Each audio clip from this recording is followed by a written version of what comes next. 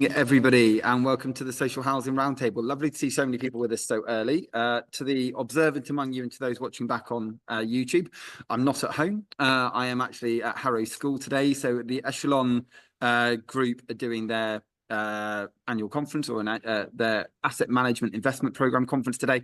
And they've asked me to run a live Social Housing Roundtable this afternoon. I said, that's great, but I need somewhere to do a session. And I thought I'd get a little box room, and instead I'm in arguably one of the most posh rooms I've ever been in my entire life. So it's absolutely fantastic. It's just a little bit funny me sat here running a roundtable today, but I'm really grateful to the more than 60 people who are already joined us today. A massive welcome to you all. Today's session is going to be on data and on community and on bringing people together. And to those who followed the Social Housing Roundtable journey, it's probably no surprise at all why I wanted to bring it to the table. I will work it out. So next week, we're going to be doing the year-end wrap-up. We're going to be doing our Christmas quiz as well. But I think it's around 140, 150 sessions of this that we've done now over the last 4 years. And the idea when we started out with 3, 4, 5 of us in the room was just to get people coming along, sharing best practice and sharing thoughts on social housing, where it's going well and where it needs to be improved. And we've now had more than 1,500 people attend this year. The mailing list and the LinkedIn groups are now past 3,000 or 4,000 people. It's grown and grown and grown. I just want to say a massive thank you to everybody who supported it and myself. My name is Matt Baird. To those who are new, and I know we've got some people who are new, so massive welcome to you. We run this every single Tuesday at 11 o'clock. It's always on Zoom and it's always free and open to everybody, and that's partly because of our fantastic sponsors. So Alertical are sponsoring this annually. The TPXimpact are supporting today's session, and I'll do those intros in just a moment, and a huge thank you to them for it. But it's also through my recruitment business. So I've been recruiting in social housing for the last 13, 14 years. Like to think I do a good job of it, get told I do a good job of it. And what I'm hoping to do is keep that money funneling in so we can keep this running for free. So if you are looking for recruitment support, please do reach out. So I'm going to pass over to our sponsors today and also to those who are going to be running today's session. Delighted to welcome both Adam Botterill and George Weyman. And I know they brought along Sheldon Ferguson as well, who's also going to talk shortly. But Adam and George came to me and said, look, we're doing some work with it isn't DLUC. I can't remember what the new ministry thing is. It's whatever the new term is. The new ministry for housing and everything else that goes with it. Focused on data and focused on maybe where we've gone well, where we've gone badly, and what we can really do collectively to improve it. And so I'd say it was an absolute no-brainer to bring it onto the roundtable, and I'm delighted we've been able to do it as our last full session of 2024. So I'm going to pass across to Adam and George to share their insights, make their introductions, everything else for today. To those who are new, please feel free to make comments in the chat while Adam and George present. It'll probably be about 20 minutes or so, and then it will be a more open forum discussion where everyone will be welcome. But for now, Adam, I'll pass across to yourself first. Amazing. Thanks so much, Matt. And yeah, we're really happy to be here. As you said, I'm from TPXimpact, working with Sheldon and George on improving data within social housing and how to kind of build a sector-led approach to tackling some of the issues that are there. I'll share my screen, but whilst I do that, shall I hand over to George and Sheldon just to introduce themselves as well? Please do. George, over to you. Yeah, thank you. Nice to meet everybody. I'm George Weyman. I'm a technology specialist at TPXimpact, working with the Ministry for Housing, Communities and Local Government, MHCLG. So really excited to share our journey with you today and get your insights. So I'll hand over to Sheldon. Thank you very much, George. Good morning, everybody, and welcome. Apologies for my appearance. I've had an incident with a bicycle and a dog the other day, and it's now starting to heal. But yeah, really excited to be here. I'm a policy lead in the local digital team in the Ministry of Housing, Communities and Local Government. Our task in the local digital team has two functions. One is the cybersecurity of councils and council services, and the other one is the digital transformation of services as well, which is what brought me here. And also for my sins, I've done 16 years of policy and housing policy as well. So back to you, Adam. Brilliant, thanks. And so I guess well, as you said, we've done those introductions already, and we're just talking through kind of the exploring the solutions to data challenges facing the sector. Kind of got three kind of parts to this. We're going to kind of introduce the project, talk about what we've done, and then we'll kind of talk about how we want people to get involved as well. A bit of a shout out and a call to action as to what we're actually doing and how people can kind of get stuck in, really. I think, Sheldon, you're going to kind of lead us over the next phase. Okay, thank you. All right, so this is about the problem we want to solve. This isn't the stuff you might have heard before. Different systems don't speak to each other. They're on proprietary ecosystems. This has created problems where data is duplicated, inconsistent. This has led to stuff where staff are having to grapple with complex tasks. This is the stuff where we start having to do manual reconciliations, and this is when we can start to get into human error. This is creating bigger problems, so laying problem onto problem, basically, which creates huge operational inefficiencies and ultimately poor outcomes for residents. So there's one example I always use, which I think you guys be really aware of here. This is the right forum to speak about this, the avoidable loss of our Ishak. I mean, that information that could be attributed to some of the data inefficiencies where it was reported several times on the system, but never aggregated. We never got to see the right outcomes there, and that was avoidable. Let's move on to the next slide, please, Adam. So we've done a bit of work around this as well. And what Adam's done here is he's identified that data inefficiencies for services, in particular repairs and allocations alone, is £400 million per annum. That's quite chunky. And we also know that some providers, it's cost them over £1 million just to migrate to a different service. And in addition to all of this, this is the big number where non-decent homes, and we can make some dent in that. I'm not going to say we can claim all of it, but it's 1.2 billion in terms of cost to society. They're not having the right education outcomes, they're not having the right health outcomes, they're not having the right employment outcomes, and as I said, it's 1.2 billion cost to society and to the economy. Next slide, please. So there's things we need to do there. So here's our vision. We want to understand the data so much better. If we can do some of that other wonderful stuff, contribute to the golden thread. We can get higher quality outcomes and efficient services. It delivers great outcomes for tenants and communities, but also some of the shiny stuff in the future. We maybe start doing some of this in AI-enabled stuff as well. So it's getting to understand the data, better services, and greater outcomes for tenants and communities. Next slide, please, Adam. So how are we working? Well, here we are. We're doing this now. We're working with housing providers. We work with policy teams in my department, with councils, technology suppliers. We've started to set up working groups where we've got working groups for housing associations, councils, suppliers, try to understand the challenges we are, how we can prioritize. So together we can understand what interventions we needed and what are the opportunities and what we can prioritize.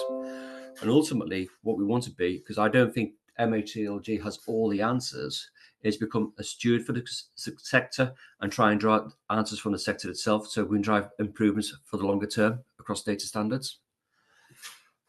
Next slide, please. And here's our journey. Started this way back in May with George when we started to have a look at what were the challenges around data standards. We did a project originally on housing repairs with Maytech and Redbridge, and it just never took off. We've funded a number of projects with the local digital fund where we try to get councils to collaborate together on a solution. Hopefully it'll be scaled, not tailored to one council. And then we started to understand there was some questions about whether it's vendor lock-in, but I think there's some more fundamental things going on as well. We started to look at some of the systemic issues around how standards don't scale across local government services. And we zeroed on data standards. And we started looking at how the impact of these created the inefficiencies in the service. And then this is when we got into now, looking at the role for the data standards. Now we're at the stage where how can we drive standards and adoption? And we're into this phase now until the end of March. And this is what we want to do in this phase here. So I've hinted at building a community where we work with housing associations, councils, suppliers. We want them to start engaging with each other, have confidence in saying what are the challenges they're facing, and drawing them to prioritize and develop what standards we want to refine in the future. And we can't do all the co-creation testing. It's got to be with the community itself. And then there's also that big piece as well about housing officers going to their decision makers saying, we need to do this, we want to get involved. And it's actually articulating the value of it and the case for change. So to persuade those decision makers. And again, I've mentioned it's finding the right ownership model for the longer term, how to steward the sector for the future to make it sustainable. And I think that'll be next slide. And this is how we're working at the moment. So we've got our working groups here, as mentioned. We've also got a central government working group. And we are, at the moment, trying to think about a long-term steering group at the centre where we're probably going to have quite a few sector stakeholders of some sort, saying everyone's bought into it, seeing where we're going. No one's scared or, doesn't understand what we're doing. There's no surprises, basically. And we can go outside of this group, do those testings in terms of deep dives, and then bring it back out and through and push the learners back into our working groups and to our governance groups as well. And that becomes, a virtuous circle of learning and improvement.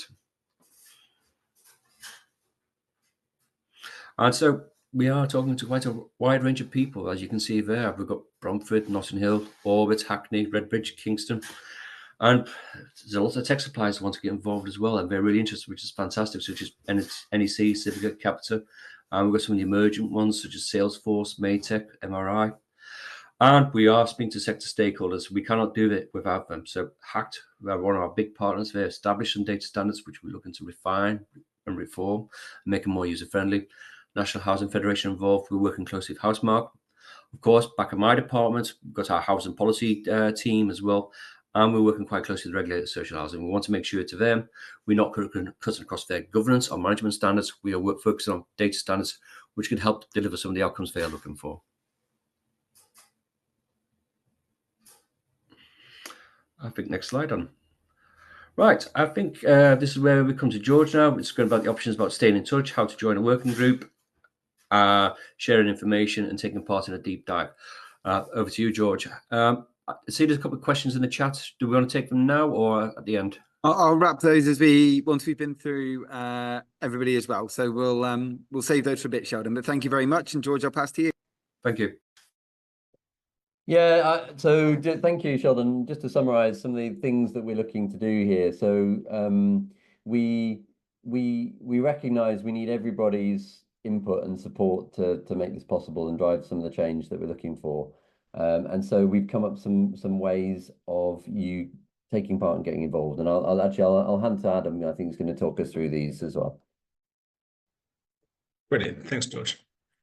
Yeah, so I think as George says, there's different levels of engagement we're looking for already, that we're really keen to hear from people in general, and we've got some partners already who are being really involved. But I guess the lowest level of engagement is just keeping in touch. Like we're trying to be really transparent. I think as Sheldon was saying, trying to kind of work in the open and get as much input as possible. I think that's just the best way to develop this. Like we're certainly not saying there's a central answer that's going to be disseminated outwards. It's kind of taking everyone's experience and kind of evolving with that. So I think the lowest level of engagement, I suppose, is just, we're joining our show and tells. You can join in the communication channels or just even kind of receive the regular kind of outputs that we're trying to share, especially as we start kind of learning and testing and trying to demonstrate that value. We'll have lots of outputs to kind of talk about the value of data standards. So really want to spread that kind of far and wide. I guess the next level up is more joining a working group. So we're hoping to kind of hold regular working groups, both for housing associations, local authorities, and tech suppliers, probably every kind of like 5 to 6 weeks, getting input and direction on where the project should be going, how to prioritize standards, which ones to look at. We're developing guidance on how to actually look at those sector, how it can adopt those standards. I think some of the feedback we had in research was, the work that HACT has done is amazing. It's very thorough, but it's actually quite difficult to kind of, digest that and implement that. So actually you need a little bit more wraparound guidance and support to bring that to life. So how can we do that, and how can we do that from a centralized point of view?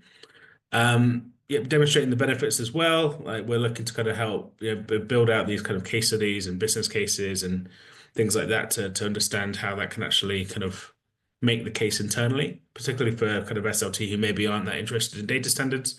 How can we bring that universal approach to making them understand the actual kind of outcomes of this, both financially, but also for resident outcomes? Like, why is this important? How does this link to broader kind of strategic priorities of those organizations?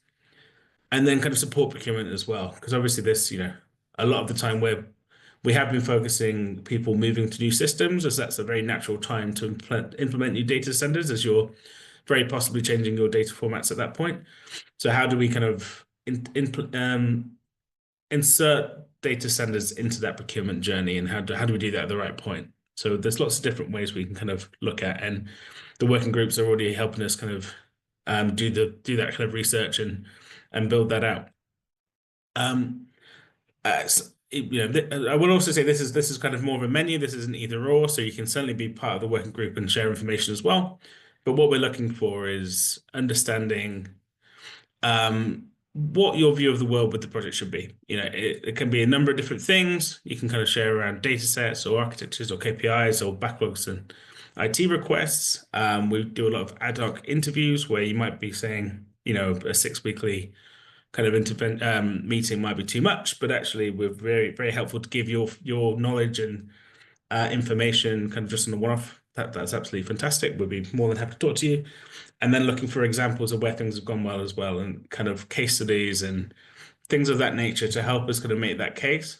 Particularly as kind of it's going to take a long time to implement a lot of these things, and we need to kind of drive momentum of this project. What we're looking for is, examples of where data standards have gone well, or where people have, used other methods to improve their kind of data, because we're certainly not kind of ruling out that actually, there may be a better way to go. So we're really interested in understanding kind of people's experiences from that side as well. And the final part is, again, we have a couple of existing partners and local authorities and housing associations where we'll kind of work with them on an individual level, kind of a 2 to 3 week, quite more involved process. And we've got kind of experts within data technology and service design, and we're helping kind of define the kind of critical data interventions to drive change. So again, we'll have people kind of join their teams, their stand-ups, their kind of meetings, and discussing how the implementation of a new system works. So lending experts in kind of data technology to help enhance that as well. And as you'll see kind of throughout, we've put an email and a QR code. So please do reach out to us directly just to say if you're keen to do any of that. Some of the examples of the deep dives are, we've done already are kind of prioritizing the backlog, aligning spreadsheets, which obviously use a lot, with the standards to understand how kind of this could work in reality. Starting to test a standard data set, writing the procurement criteria of someone looking to go to market and procure a new system, capturing the cost of current processes, and actually writing that business case for standards. So trying to understand, if you were going to do this live, how would that look like? And I think that's the end of our presentation. So I'll hand back over to Matt if you're happy to kind of compare. Absolutely. Thank you very, very much. And I can already see plenty of pieces going off in the chat and people raising a number of questions. So we're going to go to ones that are in the chat, and then we'll go to raise hands, and we're going to go through that as well. I'm going to bring in Brian shortly. If anyone else would like to, as Brian did, please use the React raise hand function, or alternatively, drop me a message or a DM on the chat, and I'll bring you in. So I'm just going to go through some of the points that have come through on the chat first and foremost. So people would obviously like to get involved, which is great. A question from Judith: what data is intended for testing? We are prioritizing which data to test at the moment. So we are working with basically, as I said, housing associations, councils, and tech suppliers, and we want to prioritize a piece of data. And the direction it's moving towards looks like it's going to be somewhere in the area of responsive repairs. And it's only going to be, I would say, a slice of it, because all we want to do is start small and develop a proof of concept. Yeah, maybe I see a point. Okay, sorry, go ahead, Matt. No, please do, George. Yeah, just to build on that point from Sheldon, I guess there's a recognition that standards have existed for a while in the housing sector, and then a range of different standards produced by different organisations.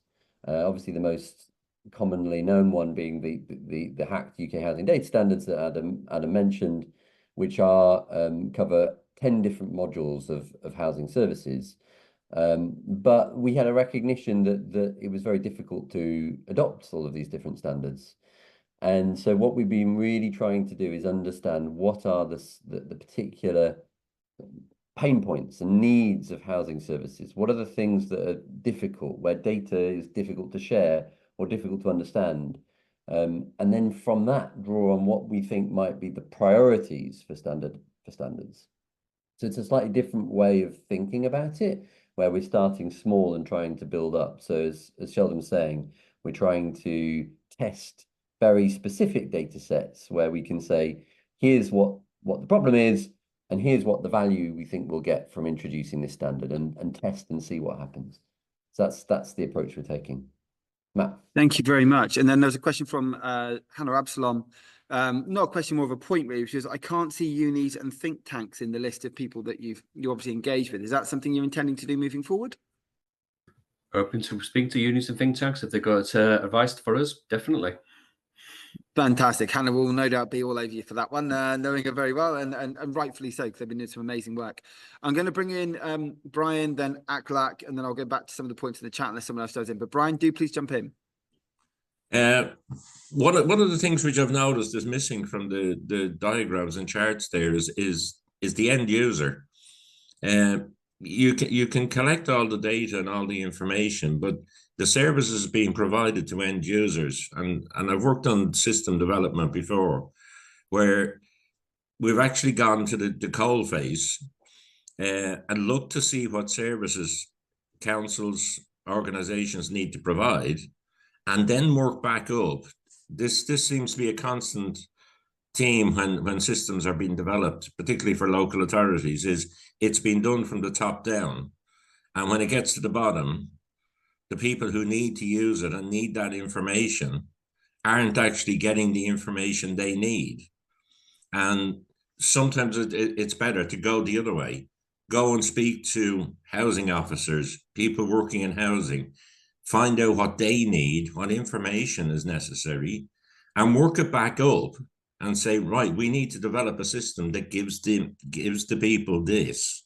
So you've got housing managers who are walking around on the ground. Do they have a tablet with some information in it?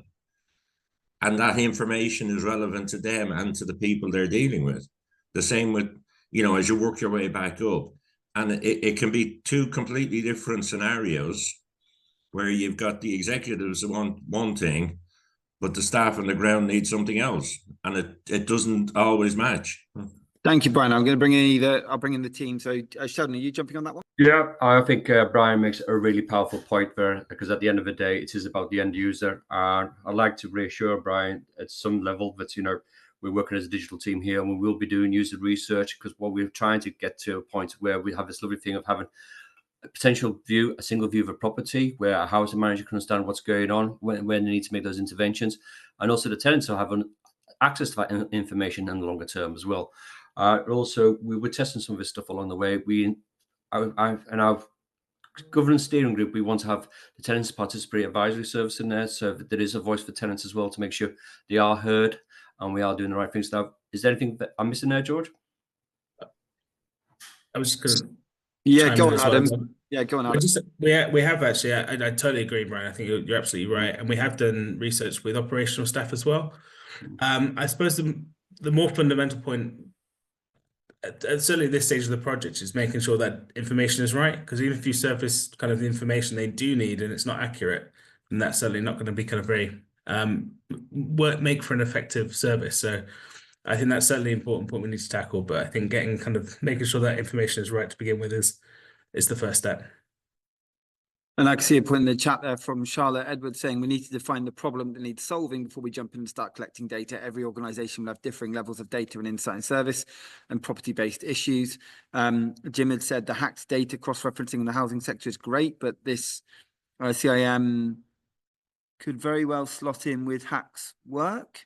I'll come back to Jim on that one in a bit. I can't quite get the point.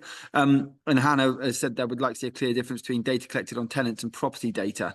And Judith has backed that up, saying 100%. There may be crossovers if inferences can be made. But Hannah's responded, obviously, the inference there is an ethical issue with legal implications. So I think there's an awful lot going on in terms of how to engage with the tenant, actually hear their voice throughout this, which is obviously a key part of, I think, any work being done, particularly if we're trying to engage with the Ombudsman as well, and to get the data and to get the work we're doing, make sure it's the right program of work that we're running. Aklak, I'm going to bring you in. Can you hear me? Yeah. Awesome. I think I echo what George and Brian were saying. We're working on something similar, so we wouldn't mind getting involved in the standards. But I think what we need to do is, when we're looking at the data set, what can we do with that data set as well? Because it's okay understanding. So I look at some of I focus on mainly on repairs. When I look at the repair side, you can collect as much information as you want. The legacy data we still need to fix, but then all that information, unless you know what you're going to do with it, it's pointless. We're just collecting data. So we took a different approach in terms of looking at the minimum data that we need to be able to improve residents' living standards. So we spoke to residents about what problems they faced, and then we looked at housing associations to say, right, what data do you collect, and does it actually fix the residents' problem? Also, does it fix what information you would need to improve the services in terms of what you buy in, what products you're using, how you need to spend your money? But I think what's missing is the information sharing within the sector. What I've noticed is that data should be publicly available, but it's not. So housing association, publicly owned, but the information around the properties are not shared in between housing associations. I think to make this work, it needs to be collaborative. You're doing a great thing because you're getting everyone involved. The residents need to be involved, and then you need to understand what the problems are and what data you need to solve those problems, because that's key. Because otherwise we're going to be in the same boat as we are now, where we're collecting random reams of data without knowing what to do with it. Anything from George, Adam, or Sheldon on those? I think Alec makes a great point there. It's about what do we do with these pieces of data. This is a conversation I'm having in my department about what the data we collect in from housing organisations, and do we manage some of this stuff. Now the magic secret ingredient really is actually trying to map across these various data sets. When we can get the whole picture, then we'll be able to make better interventions. But I agree with Alec. We need to understand what data is actually essential to be collected, and how do we actually share some of this stuff around the sector itself, because we're not very good at transferring information, especially if a tenant moves from one housing association or from another local authority to another. How do we get that information about them? How do we support them a lot better? So there's quite a few questions there as well. But Aklak, love to have that conversation with you. We'll follow up. Yes, definitely. Because I think there's loads of benefits for everyone in this. Yeah, I mean, one of the people we've spoken to for Portsmouth, I mean, he came from a fintech background. This information we can collect not on individuals, but on properties themselves. It could become a sustainable model. We can sell this to underwriters or something like that. It'll, I think, long-term benefits it provides, as long as we get the data right. Yeah. You can change so much. Yeah, the future's shiny, but it's got to be right. Yeah. As good as the quality. Thank you very much. Jim, I'm going to bring you in before going to the chat. Thanks, Matt. What I was trying to say was, when I was involved with Hacks, when we were putting this together, and they were talking the other day regarding this, what they're doing, I figured that the work they're doing, where they're taking information, people are joining as members, aren't they, different housing associations in the sector, this would work very well together. Now, what's being said, I also thought could work. Remember with Nick Aiken, when you talked like with the Lego idea of taking data and going through it and making sure you sifted through the data that you have to make sure it's relevant to you and making it best work. So along, as I say, with the Stop Social Housing campaign, for instance, that might be a good resource for them to work with, alongside Nick Bliss. I think TPAS is great, but I also think that there would be a place there for the Stop Social Housing Stigma campaign as well to help alongside it. Thank you, James. There's no relevance. Okay. Cheers. Thank you very much indeed. David, over to you. This episode of the Social Housing Roundtable is sponsored by Alertical. Alertical helps as many people as possible feel safe, connected and informed by combining ingenious technology and award-winning human contact. Alertical's digital engagement solution helps social landlords proactively know their customers and properties by putting a portable touchscreen in every home, offering a daily property check through the optional OK Each Day service, plus repairs reporting, tenant surveys and much more. They also provide Beyond Warden Calls, an easier, simpler and lower cost wireless warden call solution with video door entry, dispersed telecare and smoke alarms. Alertical works with over 60 housing providers across the UK to enhance two-way engagement between customers and landlords. In 2022, Alertical won the Queen's Award for Enterprise and Innovation, and in 2023 won Housing Supplier of the Year. I'm delighted to have them as our sponsor of the Social Housing Roundtable throughout 2024. Thanks, Matt. And thanks, guys. Very, very quick one from me, because much of this has been said, and I mean, I've been around a very long time and seen these initiatives come and unfortunately go. And what they always founder on is effectively two elements, which both of which have been mentioned. One is legacy, and two is the sheer volumes of data. And that's the thing to crack. The difference now, it strikes me, is that what we have that we did not have before is we have AI technology, or perhaps more specifically, machine learning technology. And I'm wondering to what extent you're planning to use those, because, you know, just to get to grips with the volumes of data and try and do that collaboratively across all the different providers and stakeholders is a mammoth task not to be underestimated. And it's only going to be possible if we utilize the new technologies that are now available. I think you point there, David. This is really challenging stuff. We've got it coming in from Treasury, from higher up in the office. And I think it's probably people at the top of housing organisations as well say, can't we just buy in some AI stuff and just get it to do it for us? Where AI is really contingent on the quality of the data that feeds the machine. So, you know, if it's rubbish in, it's rubbish out, basically. So we just want to try and get some of the standards right there to feed some of that stuff. But, you know, we're also relying on, you know, varying levels of data maturity across the country at the moment, and we need to get people up to a basic level. Sorry if I can come back, Matt. I mean, that would be fine if you were starting over, but you can't start over because the data is what it is. And someone has said, you know, understand the problem before diving into the data, and this is the problem. And what I'm saying is, what I'm suggesting is that it's actually the machine learning technology that you need to actually assimilate what's out there really, really fast, because unless you're able to do that, you won't get a handle on what the next steps are. Mm-hmm. So we are borrowing from Digital Plan at the moment, learning about how they've done their data standards as well. And we're using some lessons there, but happy to have a further conversation with you about it. I see George has got his hand up. Yeah, absolutely. I think it's a point there which Jan has just made in the chat. I'm going to bring in Hannah in a moment, and then Judith. But I can see in the chat there, he said, "What information are you trying to get that we don't already have?" And I think that's potentially, I guess, the question that's being thrown about. But George, I'm going to bring you in. Yeah, thanks, Matt. I mean, I guess one of the interesting use cases for machine learning, and it's a great question, David, I think, is actually determining where the opportunities might be for standards in your service. And so one of the things which we're working very closely with HACT and their partners, Data Futurists, and one of the things that they've developed is what they're calling a data standards index, where you can take some of your data and you can feed it into this data standards index and determine where there are close matches to the standards, how it's structured.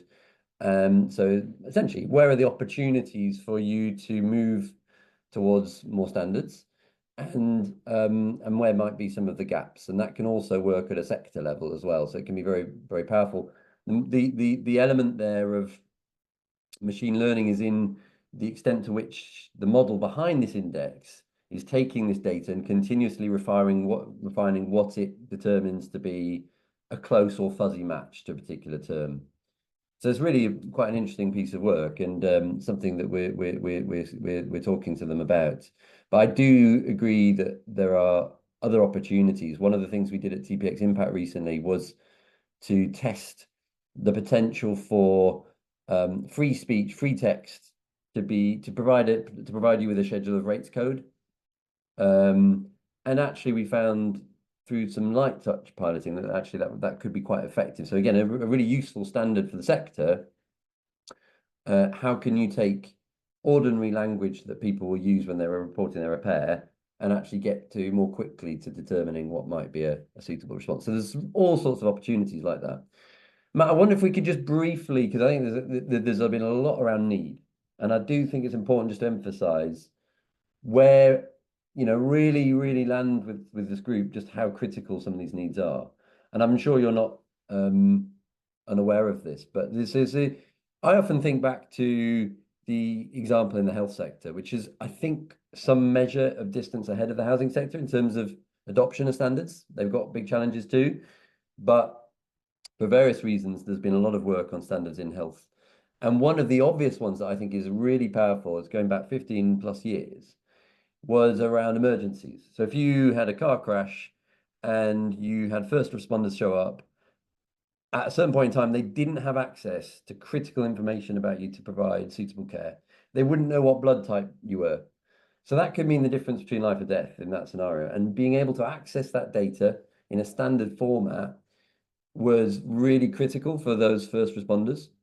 And I think of what are the instances within housing where you have similar issues like that, of being able to provide frontline responders, housing officers, people doing repairs with the right information they need to be able to support the tenant. So whether that's about making sure you've got effective alert codes as part of your repair service, do you know if there are any vulnerabilities before a tradesperson arrives to fix a repair? That's an area that we've been looking at. Or questions around warranties, or, is there join up between data that you have about your asset management and data that you have about your repairs, so that you're not actually confusing tenants with those different things, or between repairs contractors and core service areas. So all sorts of areas where actually enabling frontline staff within housing services to have the right information joined up is so critical to providing those services effectively. And we see that time and again in terms of the challenges we've heard about in the sector that have a real impact on tenants. So I just wanted to really land that point that this is, you're absolutely right. Everyone who's raised the point about need is absolutely bang on. This has to start from what are the needs of tenants and how can we support them? Thank you very, very much. And I think it's, when we were putting together today's session together, I mean, data is always one of those topics that clearly is become incredibly emotive. And I think people are going, oh, what about this? It's so broad. We've got an hour to try and go, right, this is what we're trying to do, is put together a community that's trying to maybe answer some of the key questions, and obviously what you're trying to deliver there. And I know we've talked about 1,000 things in the chat, to the point where I literally don't have time to cover all of it, else I'd just take up the last 20 minutes talking by myself. But I'm going to bring in Dr. Hannah Absalom and then Judith Ratcliffe, who've mentioned a lot of points in the chat. And then I'm going to bring in Claire before I go back to Outlack and Jim, just because I want to hear from as many new people as we can. Just going to mute Daniel. There we are. Thank you. So Hannah, over to you first. Cheers, Matt. Yeah, this is a topic close to my heart and something I've covered in my thesis. So I am coming from this from an informed perspective. My concerns really revolve around this broad use of the word data. It's an empty signifier as to how it's currently used. And in these contexts, what I'm finding it's used as the sort of shorthand for this digital vision of we all need to, adapt to this very technocratic future. In academic terms, data is a very nuanced meaning. Your research methods produce data. I think it's important to be really pin sharp that data, just talking about data, it needs to be unpacked.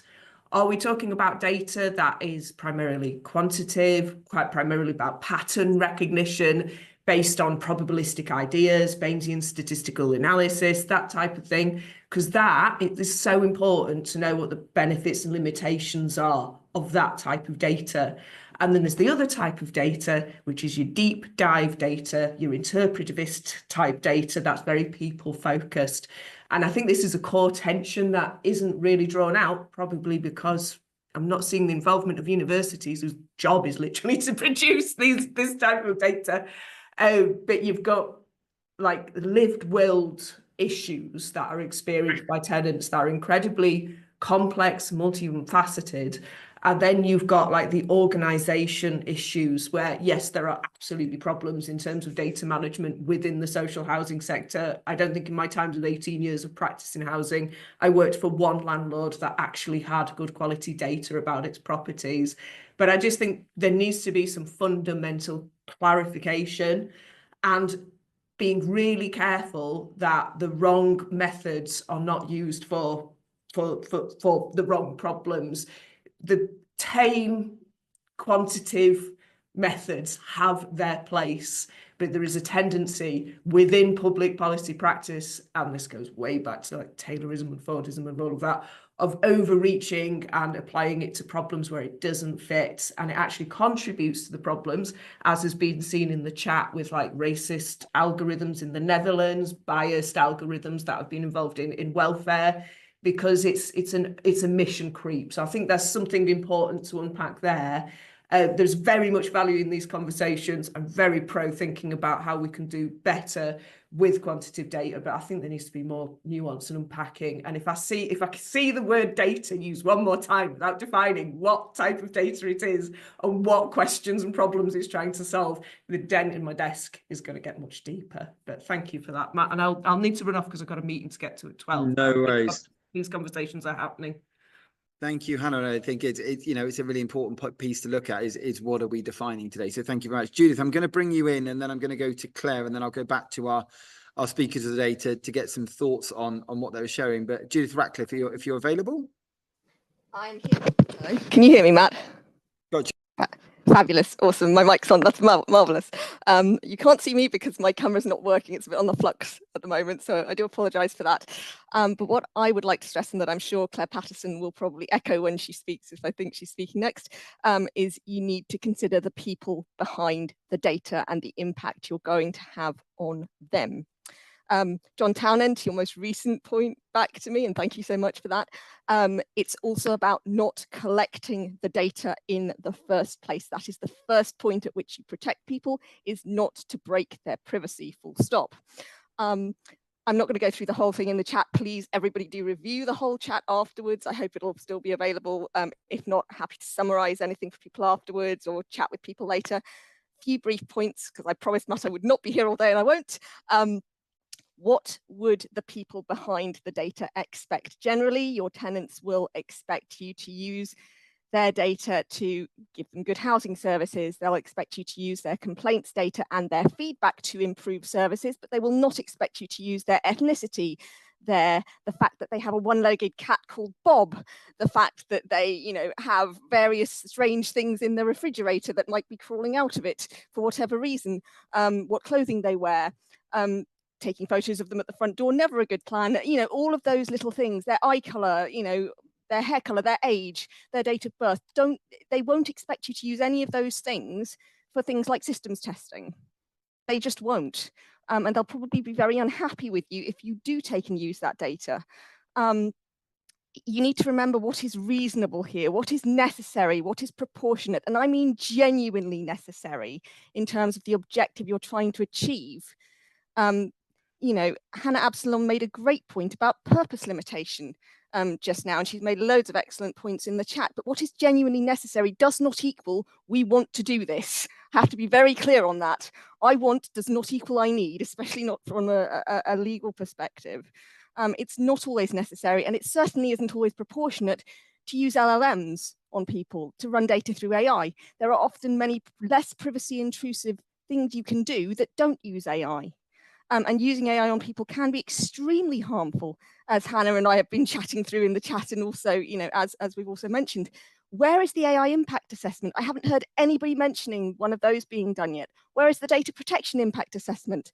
Those things need to be done before you start doing pilot stuff, guys. Just to warn you on that, because even a pilot, even a thing before the main project begins, could cause serious harm. Lots of things I could mention about personal data breaches. Read my book or get a copy if you don't already have it, or I can send you a free one. I've got loads of them at home. But beware of things like, have a look at some of the personal data breaches that have been big on over the news. Look at the BBC website, just go in, put personal data breaches in there. They'll show you all the different ones that can be caused, including by systems testing. And systems testing, even security guys I know, say to me, systems testing, even security testing, penetration testing can cause personal data breaches that cause serious harm. Look up the kiddie care personal data breaches. That's a particularly good one. Something that was supposed to be back-end, was tested with, ended up in the public domain, exposing loads of customer data where it really shouldn't be. And these things can lead to identity theft and fraud. Do you really want to be on the receiving end of potentially being sued because you've done something like that? Probably not. So protect yourselves as well. You know, it's not just a protect them exercise. Protect yourselves from all that kind of stuff. But I'm going to stop now because I know I've been talking for at least 3 minutes, possibly 4. And Matt doesn't want me taking up the entirety of the, but you know, any questions, come find me on LinkedIn, chat to me, have an email address that I can hand out if people need it. And yeah, we'll chat, but be careful and don't expose yourselves either to things that will come back to bite you in the long term. Thank you very much, Judith. Claire, I'm going over to yourself now to follow on that one, because I think so many of these are points that have been raised over the course of the social housing roundtable over the last few years. But Claire, over to you. I think we've still got you on mute. Oh, I've lost you. Yeah. Can you hear me? Yeah, we've got you. Yeah. Thanks, Matt. Yeah, absolutely. As Judith says, I'm very keen on thinking about data protection right from the start. And as Judith says, it's not about keeping data secure. It's about whether you should collect it in the first place.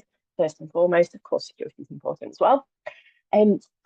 Love the points that Hannah's raising. I could listen to Hannah talk about the language of data all day. Absolutely fascinating, and really want to have more conversations there. Where my mind is going is I am foreseeing arguments down the line between some of the organisations that get involved in this and their data protection officers, who often are the last people to be told about anything like this or to get involved in anything like this. And I would hate to see that. I run a network data in social housing for people who work in and with data in social housing. And I just know that these are the kind of issues that they see all the time, and that I can see the arguments, I can hear the arguments already. So I just wanted to say that we need to be thinking about this really, really early on. Actually, what is the need? It all starts with purpose. You've been saying, you know, you're thinking about the need, but then what is the lawful basis before we go any further? What's fair and lawful? So that we don't have those arguments further down the line where you've already decided you're going to do something and the DPO is kind of going, hang on a minute, that's not legal. So I just really think we need to have those conversations, and happy to have those conversations as well. Thank you very much indeed, Claire. I'll quickly read out some of the points in the chat, then I'm going to go to Aklak, and then I'm going to go to final thoughts, unless we've also got time to bring in Jim. I'll quickly see where we are in time, but I've tried to be collating some of the points that have come through on the chat, particularly for those on the audio recordings who don't always get a chance to see what kind of happens in the chat conversations. I think Judith and Claire and Hannah have raised a lot of the points that they've put into the chat box, so I won't kind of repeat those, but Kai Jackson mentioned earlier that she couldn't agree more with Brian's initial point, which was very, very eloquently put. Alex Linus Brown has said this sounds incredibly like Centrepoint, a software developed by Capgemini to join up social care, which was mothballed by Cameron in 2010. Their housing association has developed a system that predicts possible tenancy failure, so help and services can be put in place. John Townend had said, Hannah, I agree with your point that personal information must be kept separate from data about properties. Data is brilliant for providers, but human interaction is needed to gather it. It may prove to be more beneficial than this. Natalie Thorborn had an interesting point around ASB, which is they work frontline for HA. Within their role, they work with over 30 local authorities, all of whom seem to do and report things differently. How will this be standardized to ensure you're getting the data you need to ensure residents get what they actually need and are heard? Beatrice said there's a big question around methodology in measuring ASB data for TSMs, and John said this is a really good point. For data to be effective for staff that work with multiple LAs, combating ASB has to be reflective for each individual LA's criteria. Aklak had mentioned in response to Sheldon, we need to involve smaller organisations. There are some great data scientists who are looking at this data, and we need to ensure the large suppliers are not the influencers. Again, Jan made that point earlier. If we are talking about information about property, what don't we already know? And I think that's probably a really, really key part when we're collecting data. Mark Filippo, government outsourced IT systems have regularly been criticised as expensive financially while not delivering the data processing required. What safeguards is the department putting in place to minimise this? Beatrice, I think it's about understanding which factors are relevant to tailoring each service, recording those with consent and seeing where those factors are relevant to delivery of other services, then integrating systems to share those again with consent, example of vulnerability factors and repairs. And Hannah's just mentioned there, the conversations are not happening early enough together with tenants. I'm sat on an actually innovative approach for measuring social change, and it needed research council funding to develop, because anything innovative has a ton of unpredictable effects that tenants were disproportionately left with, she suspects. I'm going to go to Aklak. I think there's lots of points being raised there, but Aklak, I'm going to bring you in as we go into like the last few minutes. So I'll give you about 30 seconds, and then if we've time, Marie, I know you had a point as well. Yeah, I was just going to say, so obviously, Mike, you mentioned the question around smaller suppliers. Again, universities was mentioned. How do you envisage the change for those the large suppliers in their software platforms? Because they're still legacy software, and I don't see where the change is going to be. And then the other part is you need it. Central government needs to realise that some of the reporting probably needs to halt or change, because housing associations are just busy collecting data for regulators, and they need to fix data before doing anything else, and they need to understand it basically, and the people. Thank you very much. Marie, over to you. I was just going to pick up on the fact that a lot of housing associations are already doing amazing work in their continuous improvement team, collecting the data and changing things within their organisation.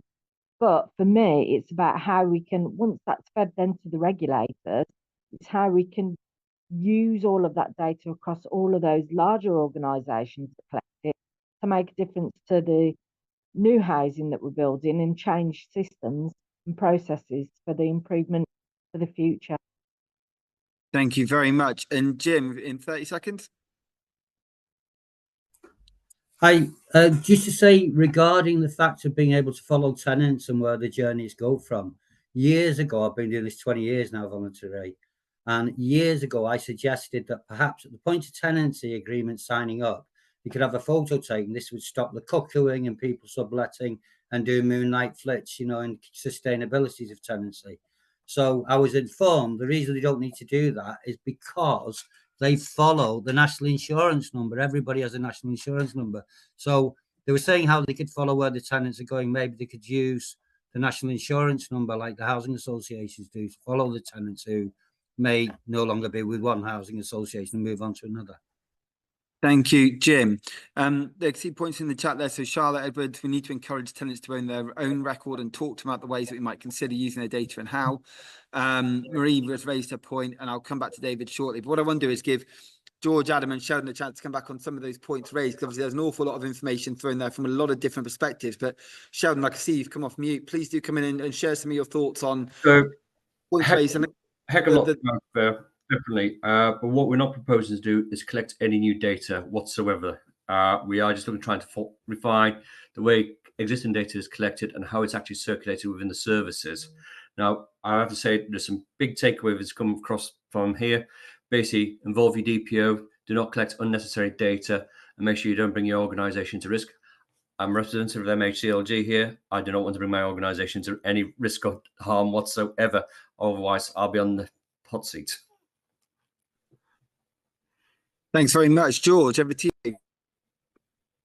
Yeah, thank you, Matt. Really appreciate that. I mean, I think the conversation we had today has been really helpful for us, and it's so useful to kind of hear your experiences and insights. Like, actually looking at this problem of data within housing services, social housing services, it seems like, the critical things that have come through have been, let's involve tenants, let's do it for tenants and meet their needs, let's be safe, only collect data when we need to, and make sure that we're considering threats and risks around it as well as exploring safely some of the new opportunities. So I feel there's been some really interesting sort of takeaways for us. Ultimately, we're here to help the sector at a sector level find ways to use data better, and we believe that it's a mixed economy approach, if you like. The standards is just one small bit of that picture.